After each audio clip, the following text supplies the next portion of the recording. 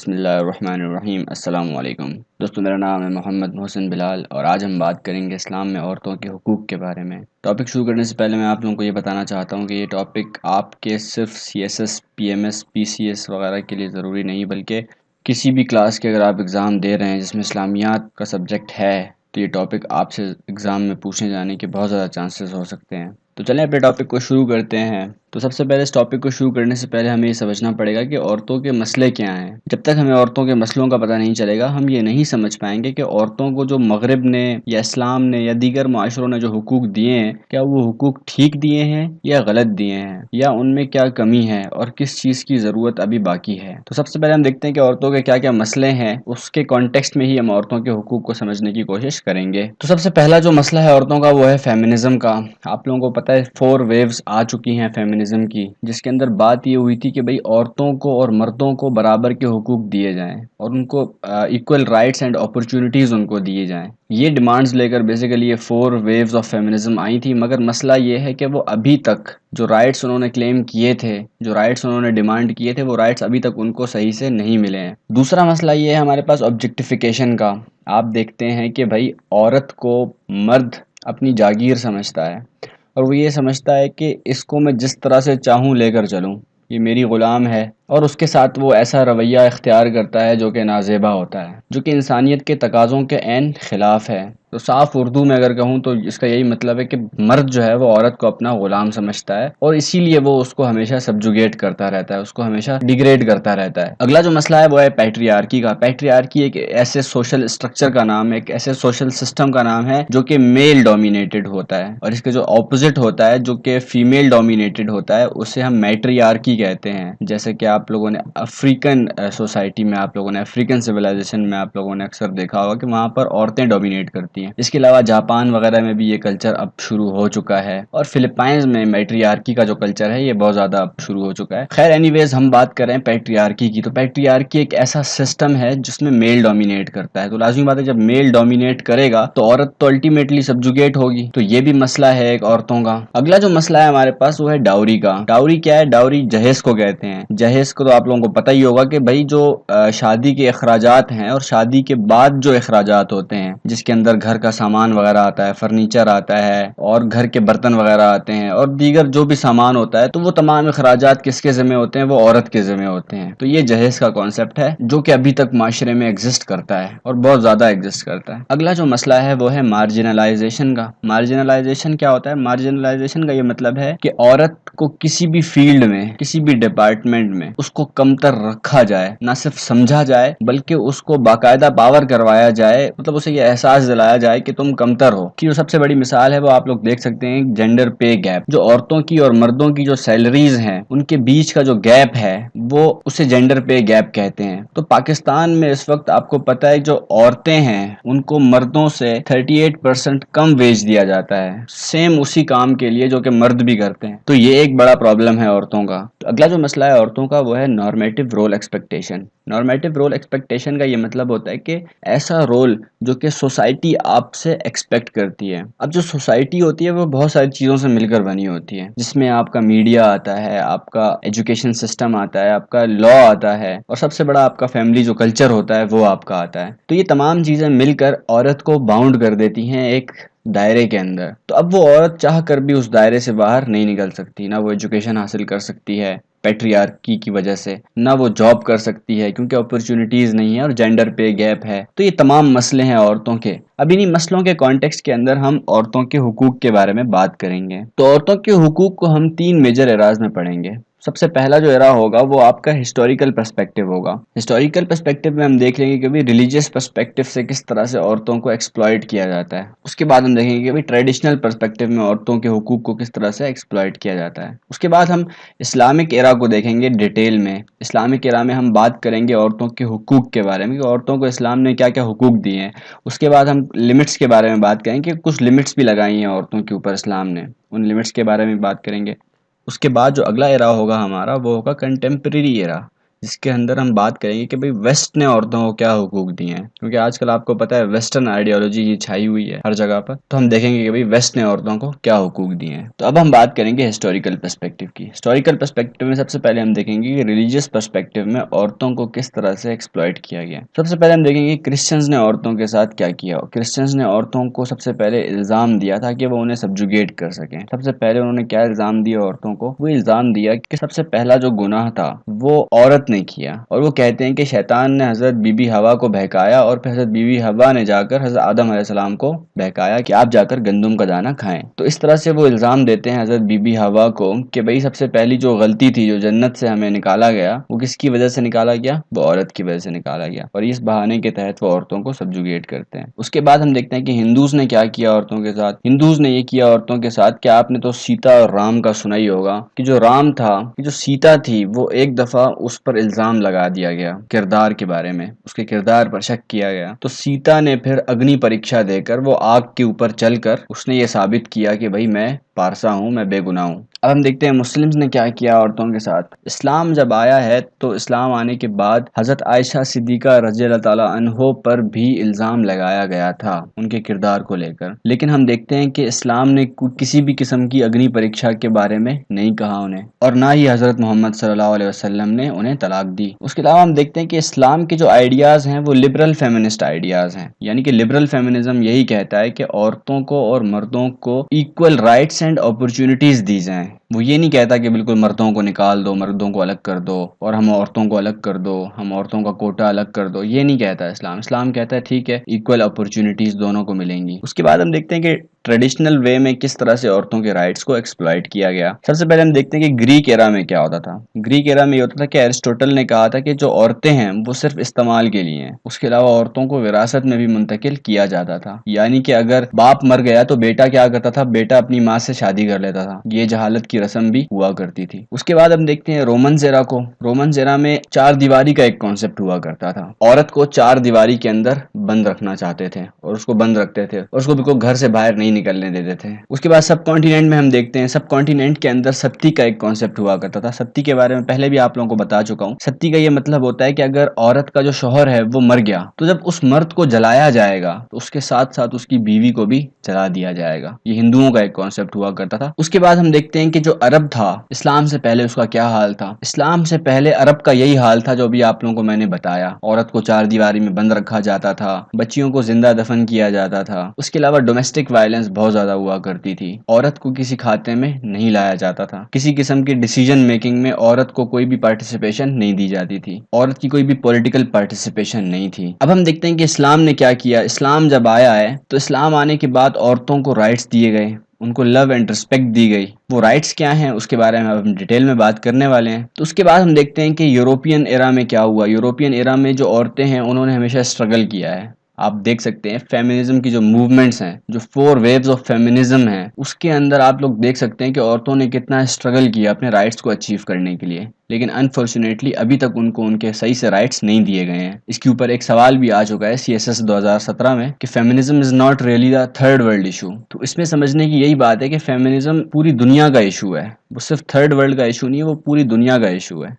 اب ہم بات کریں گے کہ اسلامک ایرا کے بارے میں، بات کریں گے اسلام نے عورتوں کو کیا حقوق دیے ہیں اور کس طرح سے اسلام نے عورتوں کے اوپر جو لمٹس لگائی ہیں وہ کس طرح سے عورتوں کے فائدے کے لیے ہی ہیں۔ ٹھیک ہو گیا؟ تو سب سے پہلے جو ہمارے پاس جو آیت ہے وہ آیت ہے ہننا لباس لکم وانتم لباس لہن۔ آپ لوگوں کو اتنی ہی آیت یاد کرنی ہے۔ اس آیت کا مطلب ہے کہ وہ تمہاری لباس ہیں اور تم ان کے لباس ہو۔ اب لباس کا کیا مطلب ہے؟ اس کا یہی مطلب ہے کہ اسلام چاہتا ہے کہ عورت اور مرد جو ہیں وہ ساتھ ساتھ چلیں، وہ زندگی کے تمام کاموں کو اکٹھا لے کر چلیں۔ یہ نہ ہو کہ کسی بھی کام میں عورت جو ہے نا وہ مرد کو سبجوگیٹ کرے، یا مرد کسی بھی کام میں عورت کو سبجوگیٹ کرے اور اس پر اپنا حکم چلائے اور اس کے ساتھ زبردستی کرے۔ تو اب ہم دیکھ لیتے ہیں کہ وہ رائٹس کیا کیا ہیں جو اسلام نے عورتوں کو دیے ہیں۔ تو ہمارے پاس ایک لسٹ ہے رائٹس کی، میں نے ان کو کیٹیگرائز کر دیا آپ لوگوں کی آسانی کے لیے تاکہ اس کو یاد کرنا آسان ہو۔ تو سب سے پہلے ہم بات کریں گے پرسنل رائٹس کے بارے میں۔ اسلام نے عورتوں کو پرسنل کیا کیا رائٹس دیے ہوئے ہیں۔ تو سب سے پہلا رائٹ ہے ہمارے پاس، وہ ہے رائٹ ٹو اسپرچول ٹیچنگس۔ اس کا مطلب یہ ہے کہ جس طرح سے آپ نے سنا ہوگا کہ صوفیہ کرام آئے تھے، اسلام کو پھیلایا انہوں نے، اسی طرح سے صوفیہ کرام کا ایک اور بھی کام تھا جو کہ یہ تھا کہ وہ آپ کے جو گناہ ہیں ان گناہ کو چھڑوانے میں آپ کو گائیڈ کریں گے، جس کو ہم تزکیہ نفس بھی کہتے ہیں۔ تو اسلام میں ہم دیکھتے ہیں کہ جو اسپرچول ٹیچرز ہیں وہ صرف مرد ہی نہیں ہیں، ان میں عورتوں کا بھی رول ہے۔ سب سے پہلی جو مثال ہمارے پاس ہے وہ ہے حضرت فاطمہ رضی اللہ عنہ کی۔ تو حضرت فاطمہ رضی اللہ عنہ کیا کیا کرتی تھی؟ وہ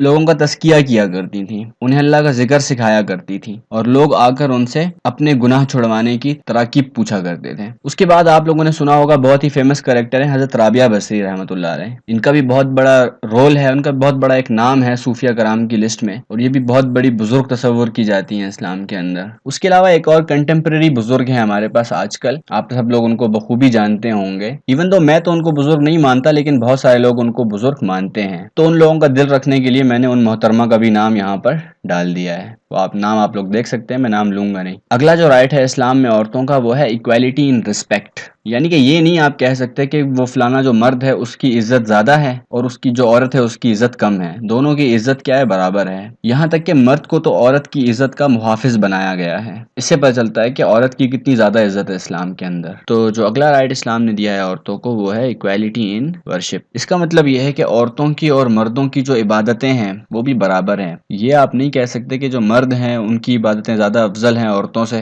ایسا نہیں ہے، دونوں کی عبادتیں بھی برابر ہیں۔ اس کے بعد ہم دیکھتے ہیں کہ اسلام نے عورتوں کو سوشل رائٹس کیا کیا دیے ہیں۔ ٹھیک ہے، تو سب سے پہلا جو رائٹ ہے ہمارے پاس وہ ہے رائٹ ٹو میری، یعنی کہ شادی کا حق۔ اب بہت ساری پیٹریارکل سوسائٹیز میں کیا ہوتا ہے، آپ دیکھتے ہیں کہ جو مرد ہے وہ عورت کو شادی کرنے سے روکتا ہے، یا تو وہ اس کی قرآن سے شادی کروا دیتا ہے جسے ہم کہتے ہیں ونی، یا پھر وٹا سٹا کا بھی آپ لوگوں نے کانسیپٹ سنا ہوگا، جو کہ سندھ سائڈ پہ بہت زیادہ یہ کلچر ہے۔ تو وہ کیا کرتے ہیں کہ جو لڑکی ہوتی ہے رشتہ لینے کے بدلے میں لڑکی کا رشتہ دے بھی دیتے ہیں، تو اس میں بھی عورت کے ساتھ زیادتی ہے کہ آپ اس کو اس کی مرضی سے شادی نہیں کرنے دے رہے، جبکہ اسلام عورت کو نہ صرف ایک شادی کا حق دیتا ہے بلکہ اس کو اس کی مرضی سے شادی کا حق دیتا ہے۔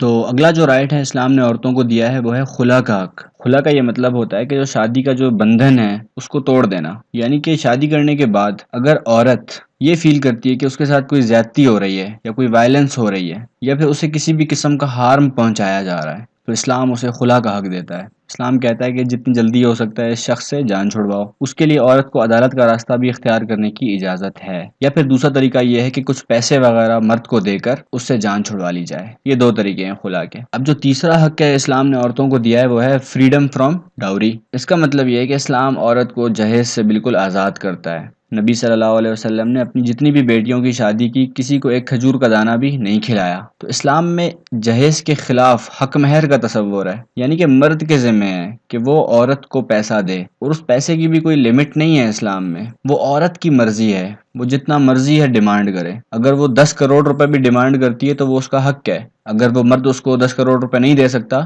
تو بے شک اس سے شادی نہ کرے۔ تو یہ بھی حق اسلام نے عورتوں کو دیا ہے۔ اب ہم دیکھتے ہیں کہ جو لیگل رائٹس ہیں وہ اسلام نے کیا کیا دیے ہیں عورتوں کو۔ اس میں سب سے پہلا جو ہے ہمارے پاس وہ ہے ایکول پنشمنٹ کا حق، یعنی کہ یہ نہیں کر سکتے آپ کہ اگر کوئی ایک گناہ کیا ہے مرد نے اور عورت نے تو آپ مرد کو تو کم سزا دے رہے ہیں اور عورت کو زیادہ سزا دے رہے ہیں کیونکہ وہ کمتر ہے۔ نہیں، ایسا نہیں ہے۔ اسلام میں عورت کو اور مرد کو برابر کی سزا ہے۔ دونوں میں سے کوئی بھی چوری کرے دونوں کے ہاتھ کٹیں گے، دونوں میں سے کوئی بھی شراب پیے گا تو دونوں کو 80 کوڑے لگیں گے، دونوں میں سے کوئی بھی زنا کرے گا تو دونوں کو 100 کوڑے لگیں گے۔ اگلا جو رائٹ ہے وہ ہے گواہی اور شہادت کا حق، یعنی کہ عورت کو یہ بھی حق دیتا ہے اسلام کہ آپ گواہی دے سکتے ہو اور اس کے ساتھ ساتھ آپ شہادت بھی دے سکتے ہو، یعنی کہ چاند وغیرہ نظر آتا ہے نا تو اس میں شہادت کی ضرورت پڑتی ہے، تو اس میں 4 شہادتیں قابل قبول ہوتی ہیں، تو اس میں عورت کو بھی شہادت دینے کا حق ہے۔ اس کے علاوہ گواہی وغیرہ میں آپ دیکھ سکتے ہیں کہ اسلام نے عورت کو جو شادی کا موقع ہوتا ہے اس میں بھی گواہ بننے کی بھی عورت کو اجازت دی ہے، تو یہ بھی حق دیا ہے اسلام نے عورتوں کو۔ اگلا جو ہے وہ ہے رائٹ ٹو لائف۔ اب آپ لوگوں کو پتہ ہے کہ اسلام سے پہلے عورتوں کو زندہ دفن کیا جاتا تھا، ان کو پیدا ہوتے ہی مار دیا جاتا تھا، یہ سمجھا جاتا تھا کہ یہ ہمارے خاندان کے اوپر کوئی داغ ہے یا ہمارے اوپر کوئی بوجھ ہے، تو اسلام نے اس کے اوپر بھی پابندی لگائی اور عورت کو جینے کا بالکل باقاعدہ حق دیا۔ اگلا جو حق ہے وہ ہے مرضی سے شادی کا حق۔ اس کا مطلب ہے عورت اپنا لائف پارٹنر چننے کے لیے بالکل آزاد ہے، وہ جس کو مرضی ہے چاہے اپنا لائف پارٹنر چن سکتی ہے، یہاں تک کہ عورت کا اگر فادر بھی اس کو فورس کر رہا ہے، پریشرائز کر رہا ہے اور اس عورت کو وہ رشتہ نہیں ہے پسند تو بالکل انکار کر سکتی ہے، اور اگر والد پھر بھی زبردستی کرے تو عورت عدالت میں بھی رجوع کر سکتی ہے۔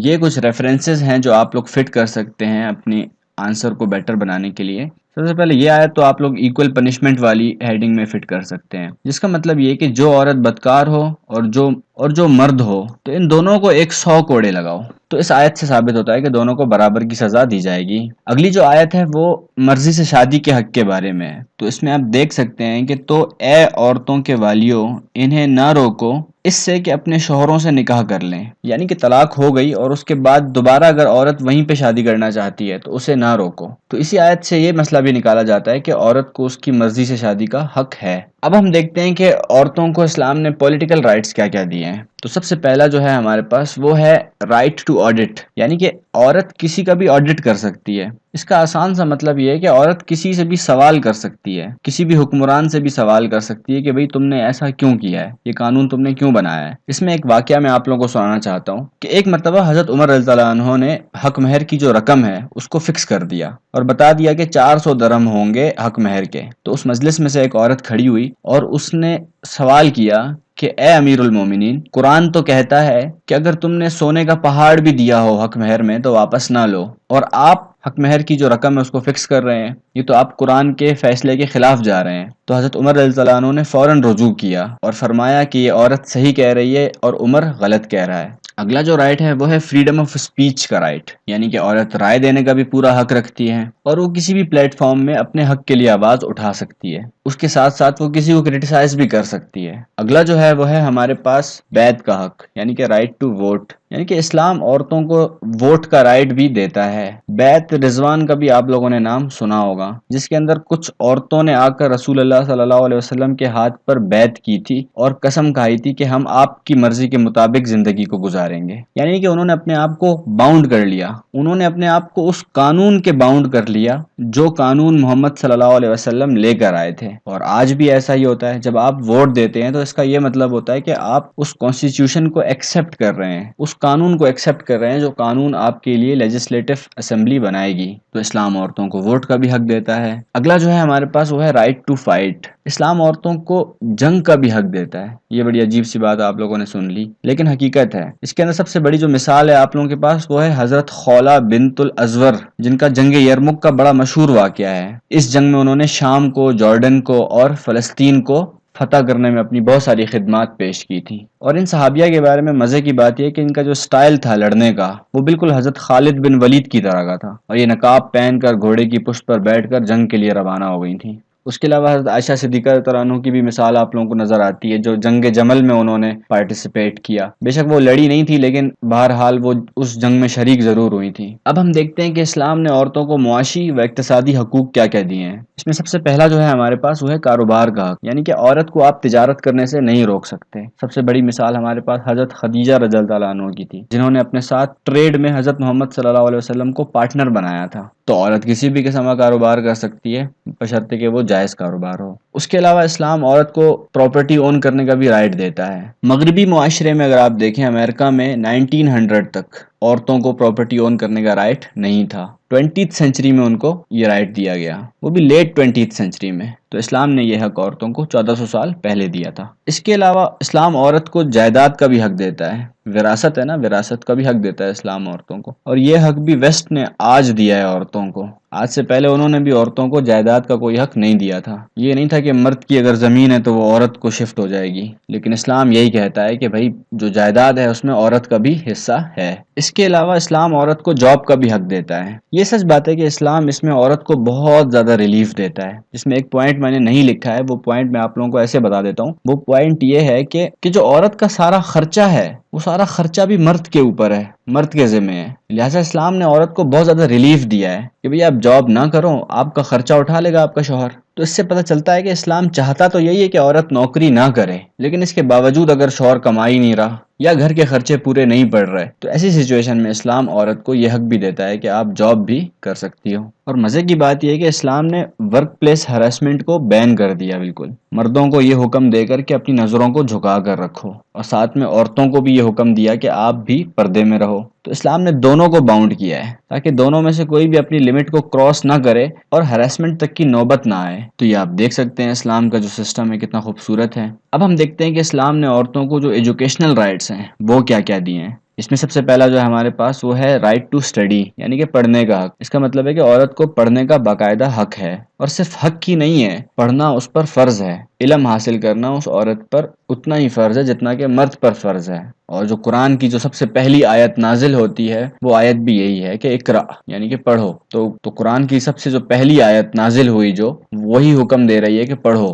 اس کے علاوہ حضرت محمد صلی اللہ علیہ وسلم بھی عورتوں میں درس دیا کرتے تھے، عورتوں میں تعلیم دینے کا انہوں نے باقاعدہ ایک خاص دن مخصوص کیا ہوا تھا، اور اس دن وہ پھر عورتوں کو دین اور حکمت کی تعلیم دیا کرتے تھے۔ اگلا جو رائٹ ہے وہ ہے رائٹ ٹو ٹیچ، یعنی کہ پڑھانے کا حق۔ اب اسلام عورتوں کو پڑھانے کا بھی حق دیتا ہے۔ اس میں سب سے بڑی مثال آپ لوگوں کے پاس حضرت عائشہ صدیقہ رضی اللہ عنہ کی ہے، جو کہ مردوں کو بھی تعلیم دیا کرتی تھی، مردوں کو بھی پڑھایا کرتی تھی، اور دور دور سے جو بڑے بڑے عالم تھے وہ بھی حضرت عائشہ صدیقہ رضی اللہ عنہ کے پاس مسئلہ پوچھنے کے لیے آیا کرتے تھے۔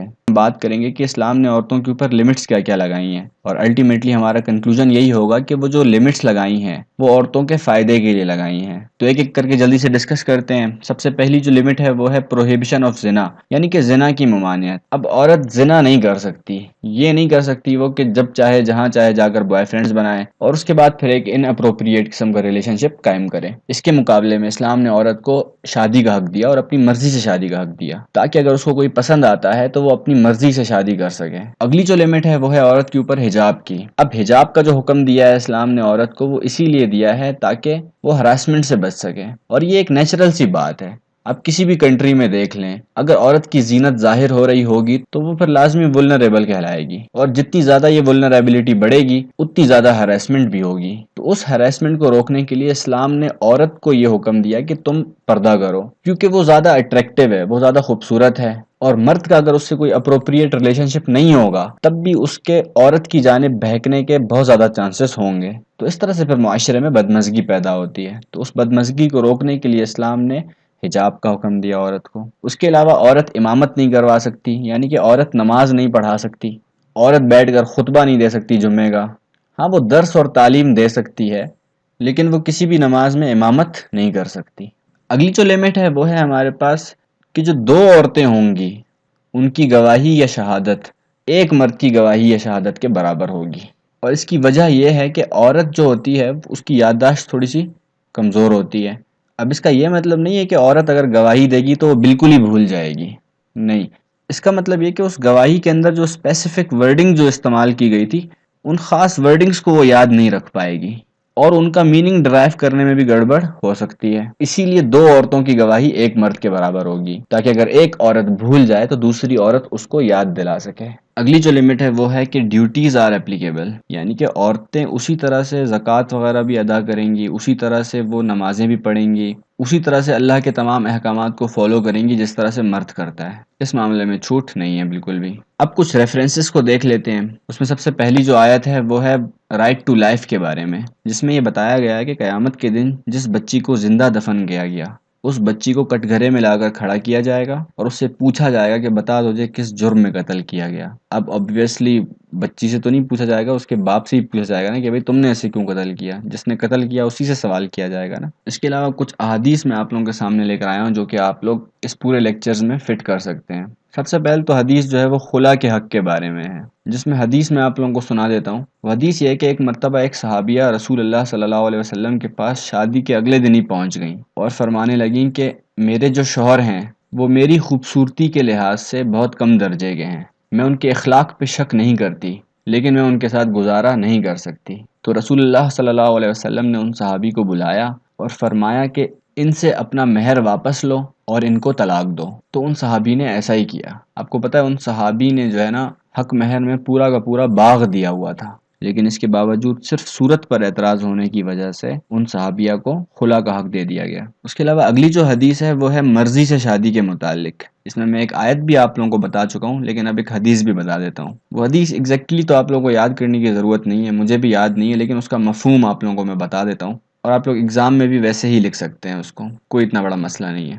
تو ایک مرتبہ ایک صحابی نے ایک صحابیہ کے لیے رشتہ بھیجا، اور ان صحابیہ کے گھر والوں نے ان کا رشتہ طے کروا دیا اور ان دونوں کا نکاح کروا دیا۔ بعد میں پتہ چلا کہ ان صحابیہ کو کوئی اور صحابی پسند تھے، تو یہ بات جب حضرت محمد صلی اللہ علیہ وسلم تک پہنچی تو انہوں نے فوراً پہلا والا نکاح ختم کروایا اور ان صحابیہ کی دوسرے صحابی سے شادی کروا دی۔ اس کے علاوہ ایک اور حدیث بھی ہے میرے ذہن میں، جس میں ایک مرتبہ حضرت محمد صلی اللہ علیہ وسلم عورت کے مرتبے کو جتانے کے لیے، اس کی آبرو کو دکھانے کے لیے کہ بھئی یہ کتنی ویلیویبل ہے، اپنی ہی کسی رشتہ دار کو جو کہ بچی تھی انہیں کندھے پر بٹھا کر لے آئے مسجد میں نماز پڑھنے کے لیے. تو اس سے تمام صحابی بہت حیران اور پریشان ہوئے کہ محمد صلی اللہ علیہ وسلم جو ہیں وہ عورت کو کتنی رسپیکٹ دے رہے ہیں. تو یہ محمد صلی اللہ علیہ وسلم کی تربیت کرنے کا ایک انداز تھا. اس کے علاوہ احادیث میں یہ بھی ملتا ہے کہ عورت کو جو خدمت وہ کرے گی شوہر کی، اس پر بھی اس کو نیکی ملے گی، یہاں تک کہ اس کو گھر کا کام کاج کرنے پر بھی اس کو نیکی ملے گی. تو یہ نیکی اس کے مقابلے میں ہے کہ جو مرد باہر جا کر کماتا ہے اپنے گھر والوں کے لیے تو اس پر بھی اس کو نیکی ملتی ہے. تو اسی کے مقابلے میں عورت جو گھر کا کام کاج کرتی ہے اس پر اس کو نیکی ملتی ہے. اس کے علاوہ خطبہ حجت الوداع کا آپ لوگوں نے سنا ہوگا، اس میں حضرت محمد صلی اللہ علیہ وسلم نے فرمایا تھا کہ عورت کو آپ مار نہیں سکتے ہو، اور وہ جو مارنے کی اجازت دی ہے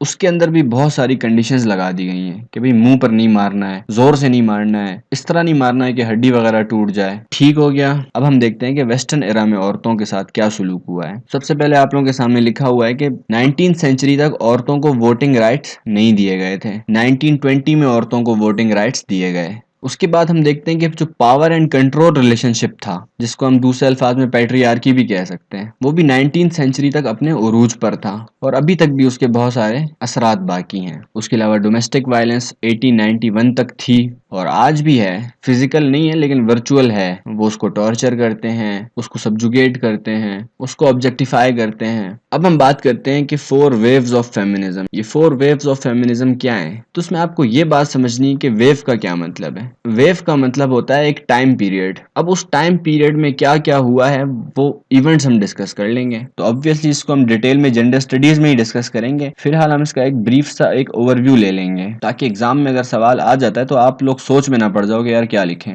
تو آپ لوگوں کو ایک جنرل سا ایک اوور ویو ہونا چاہیے کہ بھئی یہ فیمنزم کی جو ویوز ہیں یہ کیا ہیں. سب سے پہلی جو ویو تھی وہ 1848 سے لے کر 1920 تک تھی، جس کے اندر پولیٹیکل رائٹس کی ڈیمانڈ کی گئی تھی. اس کو سفراجسٹ موومنٹ بھی کہتے ہیں، اور اس موومنٹ کے ختم ہوتے ہوتے عورتوں کو ووٹنگ رائٹ دے دیا گیا. اگلی جو ویو تھی ہمارے پاس وہ 1968 سے لے کر 1980 تک تھی، اور یہ ایک ریڈیکل موومنٹ تھی. جو فرسٹ ویو تھی وہ لبرل موومنٹ تھی، جس کے اندر ایکول رائٹس اینڈ اپرچونٹیز کی بات کی گئی تھی. لیکن ریڈیکل موومنٹ کے اندر ایکویلٹی کی بات نہیں کی گئی تھی. اس کے اندر یہ بات کی گئی تھی کہ جو وومن ہیں وہ سپیریئر ہیں مین سے، اور اس میں مردوں کو ٹھیک ٹھاک قسم کا کرٹیسائز کیا گیا تھا، اور یہ کہا گیا تھا کہ ان کی ہر جگہ پر ان کی ڈومینیشن ہے، خواہ وہ کوئی انسٹیٹیوشن ہو خواہ وہ ہاؤس ہولڈ ہو، تو ہر جگہ پر مین کی ہی چلتی ہے. تو اس میں عورتوں نے اپنے لیے ایک سیپریٹ کوٹا کی ڈیمانڈ کی تھی کہ بھئی ہمارا ایک سیپریٹ کوٹا ہونا چاہیے. ہم اس ڈسکریمنیشن کو ختم تو نہیں کر سکتے لیکن ہم اس کے مقابلے میں اپنا ایک نیا سسٹم بنائیں گے، جو کہ obviously بعد میں ان کو بھی ٹھیک ٹھاک قسم کا کرٹیسائز کیا گیا تھرڈ ویو میں. تھرڈ ویو کیا تھی ہمارے پاس؟ تھرڈ ویو 1980 سے لے کر اب تک چل رہی ہے. اس ویو کا موٹیو یہ تھا کہ بھئی ڈسکریمنیشن جو ہے وہ صرف عورتوں کی نہیں ہے، بلکہ عورتوں میں جو کلاسز بنی ہوئی ہیں، ڈفرینٹ کلاسز ہیں، جس میں بلیک وومن ہے اور انڈیا میں دلت وومن ہے، اور صرف کلاسز کی بیس پر ہی نہیں، ریلیجن کی بیس پر، کلر کے بیس پر، ان کی ریس کی بیس پر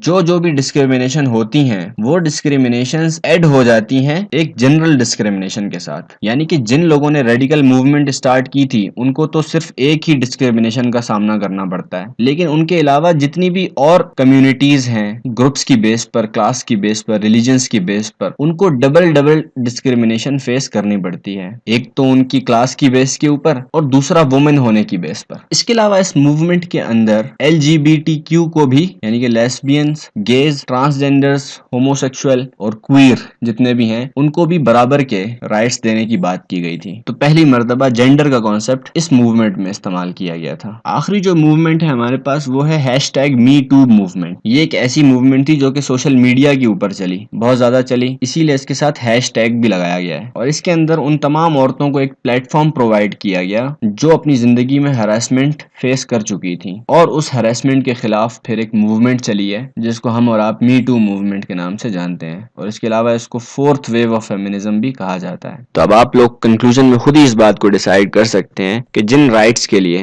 دنیا بھر کی عورتیں آج اسٹرگل کر رہی ہیں اور ویسٹ ویسٹ اور یورپ جن کی آئیڈیالوجیز کو پوری دنیا میں فالو کیا جاتا ہے، انہوں نے بھی اپنے ہاں عورتوں کو وہ رائٹس اب تک نہیں دیے جو رائٹس اسلام نے عورتوں کو دیے ہیں، اور وہ بھی 1400 سال پہلے۔ تو اب آپ لوگ خود سوچیں کہ اسلام کیسا مذہب ہے جو عورتوں کی نیڈز کو 1400 سال پہلے بھی ویسے ہی سمجھتا ہے جیسا کہ آج ہم اس ماڈرن ایرا میں سمجھتے ہیں۔ تو ہمارا لیکچر یہاں پر ختم ہوتا ہے۔ امید ہے آپ لوگوں کو یہ لیکچر پسند آیا ہوگا اور آپ لوگوں کو سمجھ میں آیا ہوگا۔ اس کے اندر بہت ساری چیزیں آپ لوگ خود سے بھی ایڈ کر سکتے ہیں، لیکن آپ لوگوں کو کسی بھی بک میں یہ ٹاپک ایسا نہیں ملے گا، لہٰذا میں نے آپ لوگوں کے لیے اس ٹاپک کو ایک اسٹرکچرڈ وے میں آپ لوگوں کو سمجھا دیا ہے۔ اب دیکھنا یہ ہے کہ آپ لوگ اس ویڈیو کو کتنا اپریشیٹ کرتے ہیں اور میرے اس چینل کو کتنا سپورٹ کرتے ہیں۔ تو سبسکرائب کے بٹن پر کلک کریں اور بیل آئیکن پر بھی کلک کریں۔ اگر ویڈیو پسند آئی ہو تو اس کو لائک کریں اور اپنے دوستوں کے ساتھ ضرور شیئر کریں تاکہ جو بھی لوگ ایجوکیشن کو افورڈ نہیں کر سکتے ہیں وہ اس ویڈیو سے بھرپور فائدہ اٹھا سکیں۔ تو ملتے ہیں آپ سے اگلی ویڈیو میں، اپنا خیال رکھیے گا، اللہ نگہبان۔